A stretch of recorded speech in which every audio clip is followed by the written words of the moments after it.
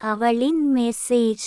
அவன் அணுகுவதும் அவள் பட்டியலும். அடியே பெண்ணே, என் அழகே, உன்னை நான் அணு அணுவாய் தினமும் ரசிக்கிறேன். அடே அழகா, ரசிப்பதை வைத்து புசிக்க முடியாது.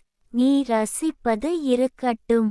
எனது தேவைகள் என்னென்ன என்பதை ஒரு நீண்ட பட்டியல் தயார் செய்து உனக்கு மெசேஜாக அனுப்பி இருக்கிறேன். முதலில் அதை படித்து பார்த்து விட்டு உன் முடிவைச் சொல். கவிஞர் ந. முருகேசன் ஓசூர். கவிதையை படியுங்கள், பாருங்கள். மறக்காமல் லைக், ஷேர், கமெண்ட் மற்றும் சப்ஸ்கிரைப் பண்ணுங்க.